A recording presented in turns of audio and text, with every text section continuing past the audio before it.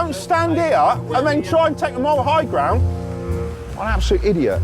Selling a car with an outstanding debt accounts for 1/4 of all car fraud. Fucking Tom-Tom, I tell you, it's going to get a fucking smack in the mouth, this Tom-Tom is. Even if it's not your fault, repo men like Sean James can still take your vehicle away. If someone's just bought a car that's worth £4,000 and they've bought it for 2 and haven't done a HPI check, then that's what the system's there for. You know, it's their own fault. In Birmingham, Roger Smith has recently discovered his son's car had a loan taken out against it. He coughed up nearly £800 to prevent it from being towed away, though the loan had been taken out by a previous owner. I had to go through the county court to send the next proceedings to the defendant, which I've got a response back where she says she is a student with numerous debts already, and she was going to offer me £20 a month, which will take around 3 years and 6 months to pay off, which to me isn't good enough. The person who sold the car is a bit despicable, really. I don't think she's an honest person, and I want to see her for my peace of mind to see that if she is telling the truth this time or not. Roger paid off the loan by borrowing from his father-in-law. By confronting the previous owner, he hopes to reach a more suitable financial agreement than currently on offer. I think morals have gone out the window now. If somebody can earn extra money or scam somebody else for more money, they'll do it. I bought your car, and there's finance on it. I was going to still pay it off, but I lost my job. I know, but I had to pay 750 quid plus court costs. I've had the thing forever and I've said I'll pay. I mean, it would take 3.5 years to pay off. I've been for a job interview today, so hopefully if I get the job I can pay back more. So I do feel really bad, honestly, I do. Despite his best efforts, Roger has to leave empty-handed. No justice whatsoever. It still doesn't resolve the fact that I've been through hardship as well. She's saying she can't afford it, but I couldn't afford the £800. I do feel a bit of a mug because at the end of the day, I earn money, I go to work, and basically to provide for my family and my home, not for somebody else's home. And until the government change this law, it will happen again and again. Roger is not the only one struggling to make ends meet. Hi, so I'm Sean James from Donegal Investigations. I just wanted to send the latest brochure via email. With competition in the repo business increasingly fierce, It's gone dead. Sean is finding regular work more difficult to come by. Yeah, I sent him the online brochure about a couple of weeks ago. Just wanted to make sure you got it. You've got to think, if people go in and undercut you, is it worth going in and doing the job? You work out the price of fuel. And then people cut corners, whereas we use those big trucks, where other companies run the cut you, they just turn up with like a trailer or a tow rope. But it's just hard to get that through to the finance companies because they get so many phone calls a day. They get loads. And you try and get your foot in the door and you just can't. Sean has agreed to make a 300-mile round trip to repossess just one car. But at around £200 per vehicle, he has to ensure he gets the goods to make the journey worthwhile. The running costs is a lot, and that's going to be about 80 quid in diesel just to get there. And we've got to get it and then bring it back. They're just heavy trucks to cart around, but you do need them. Joining him on the journey is retired champion boxer and part-time car dealer Marcus. Repo fits in really well. I don't love doing it, but it's exciting. It's better than a lot of jobs I've had in the past. Do you read books at all? I've never finished a book once, full book. All the fucking world's problems are fucking caused by reading fucking books. Fucking any religion book. Fucking hell. You know, they say we live in a civilised country. We don't live in a civilised country at all. This country's shit. The human race is shit. We rape the planet. We destroy all the rainforests. And then we whinge about like, oh, there's no cure for cancer. There's no cure for this, yeah, because there isn't a fucking cure, because you chopped down all the fucking trees, what probably did have a fucking cure in it.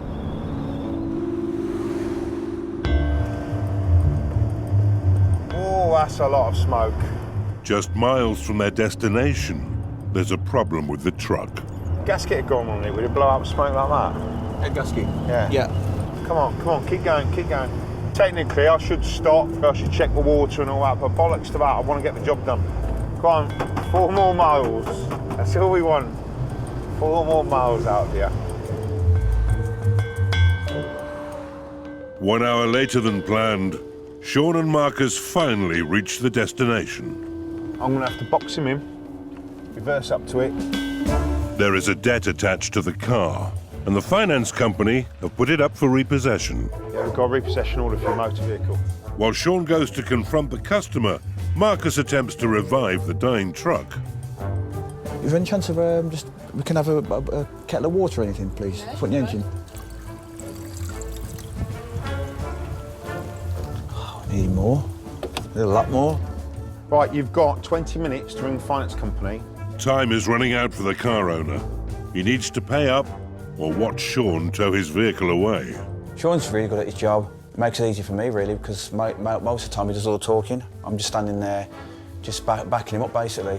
After 5:30, if you need to make a debit card, we can't take the debit card after 5:30. Right, well, that'll be their problem then, won't it? Well, it won't, it'll be yours because I repossess your vehicle.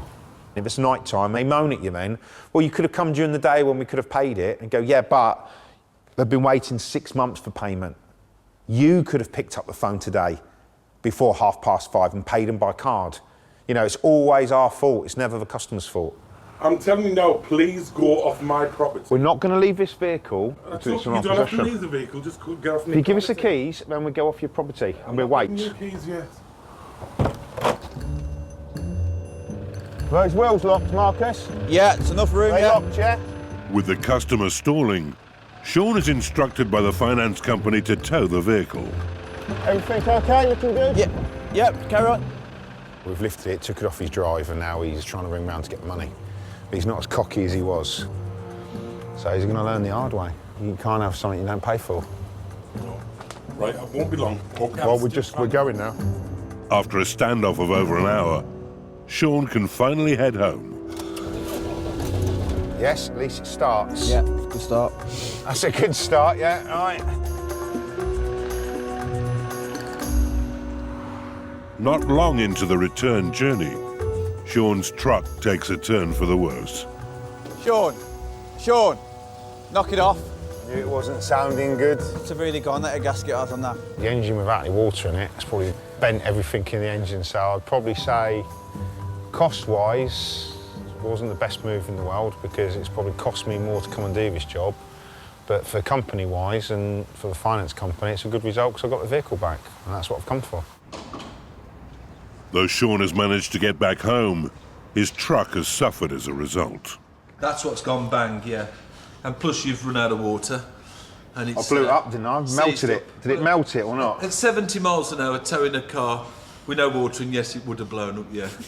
It's just completely knackered, burnt out. It cost him a few pounds, I suppose. With the truck off the road for up to a week, it's a major setback for Sean. But he's looking on the bright side. Where's the flux capacitor going? Well, that's going on the roof, isn't it? Yeah, so I can repo them before I took out the finance. Come for your car, what you haven't had yet? Yeah. With repo work off the agenda, Sean takes the opportunity to enjoy a boys' night out. I'm going for my only way is Essex hairstyle. Apparently that's the in thing. But like, I don't normally drink. There will be occasions where I will go out and get completely bladdered, and I'll be praying to the toilet all night for forgiveness. He's heading to a boxing match in Stoke, featuring a familiar name on the bill, his co-worker Reese. Tactics. Smash his fucking head in. Beat him. Yeah, no, don't go with a plan. Keep it nice and long. I box better when I keep my arms nice and long. Reese is a scaffolder by trade, but works with Sean on an ad hoc basis. 5% of people enjoy the job, don't they? Work's work, and then you get your pleasure outside of it, and you work hard and play harder. Like class boxing and keeping fit and what is playing, so. Having recently won his first local championship belt, he is one of the favourites to win tonight. Like a nice guy outside the ring, everyone loves him, but once he gets between them ropes, it's like a vicious dog. It's not scared of nothing. He reminds me of a young white Mike Tyson, to be fair. Let me show you my gum shield. It's bad, isn't it? When I had it made, they were meant to be gold teeth. I look like I've got gold teeth, but it looks like I've been a drug addict for the last 15 years of my life. Fighting out of the red corner, make some noise for Reese! It's hard to explain what you like about someone trying to inflict pain on you and you doing the same to them, but it's just something that does make you enjoy it.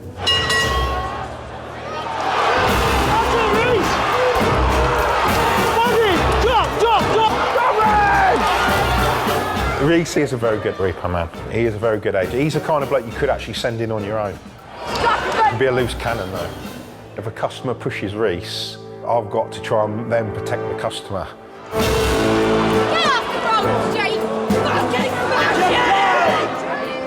Alongside Sean in the crowd is Reese's girlfriend and the mother of his baby, Debbie. It's not perfect, but to me, in my eyes, he is, yeah. What's the most romantic thing he's done? Probably bought me a waterproof mattress cover when we first went out because he wanted to wet the bed. That was my first Valentine's present. After 4 rounds, there's a unanimous decision. The winner of the bout, Reese Jones! Who's the fucking daddy, eh? Obviously, the derogatory term, or you can take meatheads with you. I mean, customers call you out all the time. Just because we're big and we train, we don't know. Like, we could open the door and, like, they could have a dojo in the back garden and, like, 10 blokes come running out. You know, if they want Mary Poppins, it's not going to happen.